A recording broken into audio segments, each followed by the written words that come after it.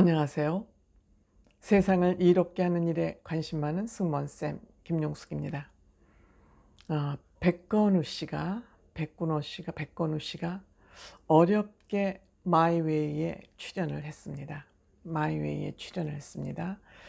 윤정희 씨의 알츠하이머 병을 앓고 있다는 그런 소식이 전해지고 나서 백건우 씨가 마이웨이에 출연하는 것이 쉽지 않았을 텐데 어쨌든 출연을 했습니다. 그래서 오래간만에 백건우 씨를 연주 아닌 오랜 인터뷰를 하는 모습을 오래간만에 보게 됐습니다.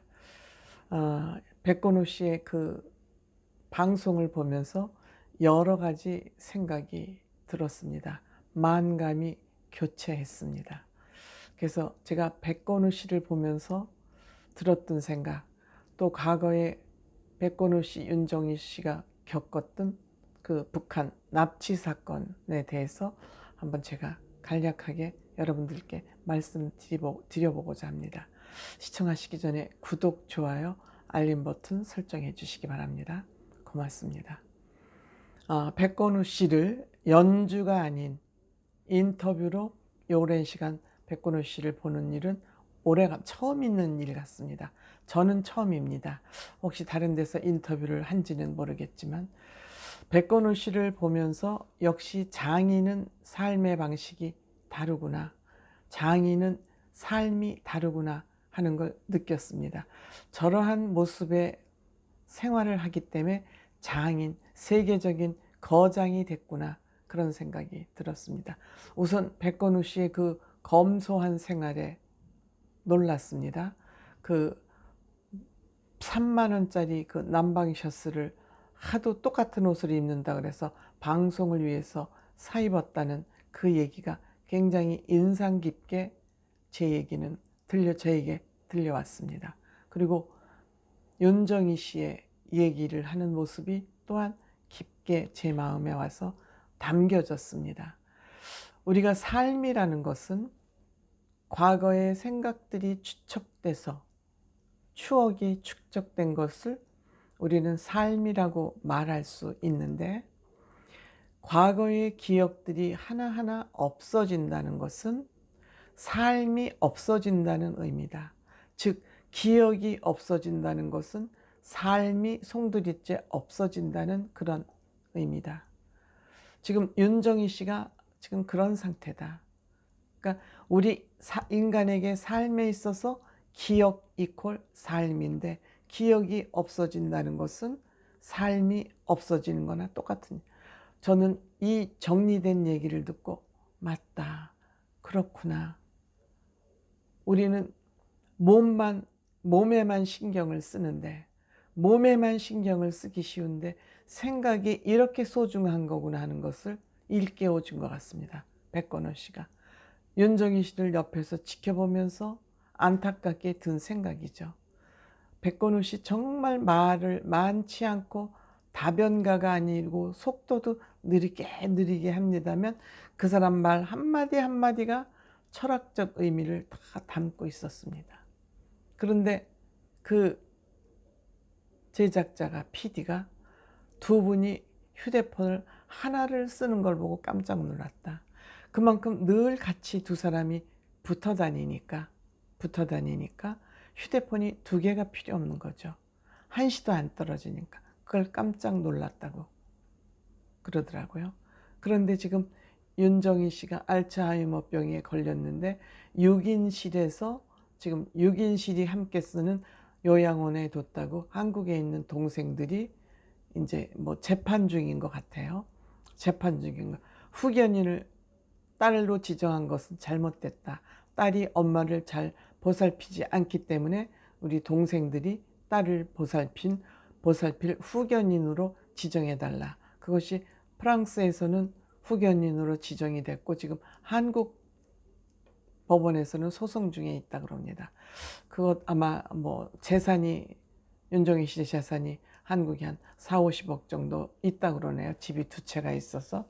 어쨌든 뭐 이런저런 이유로 지금 재판이 진행 중인 것 같고요.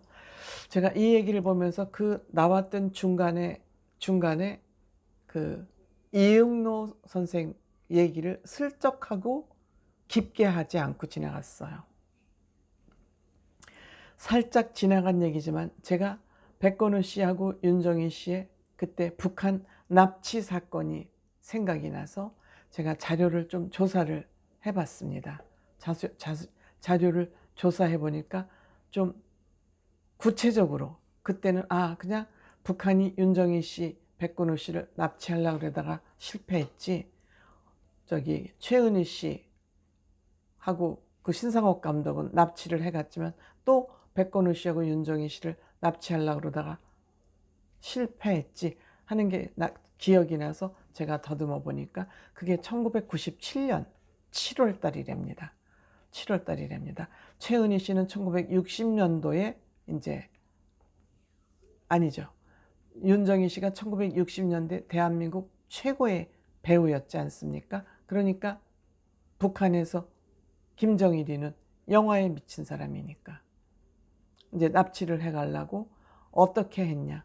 이응로 씨, 프랑스에서도 알아주는 화가 이응로 씨가 북한하고 밀접하게 지내고 있으니까 이응로 씨의 두 번째 부인 박인경 씨를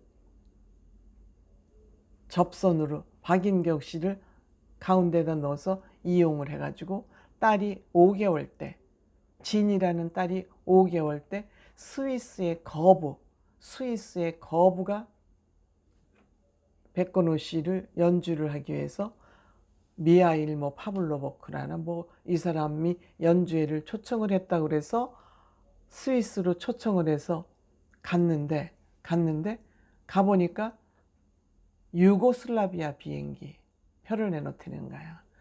스위스가 아니라 주리가 아니라 유고슬라비아 행 비행기 표를 내놓다는 거야. 그 스위스 거부 여비서라는 사람이. 그러니까 비행기 표를 내놓으니까 또 그 거부 부호의 여비서라 그러니까 그거를 타고, 아니 비자가 없는데 유고슬라비아 갈 수 있냐 그러니까 비자 없어도 된다 그래서 내려보니까 입국 수속이 다 되더라는 겁니다.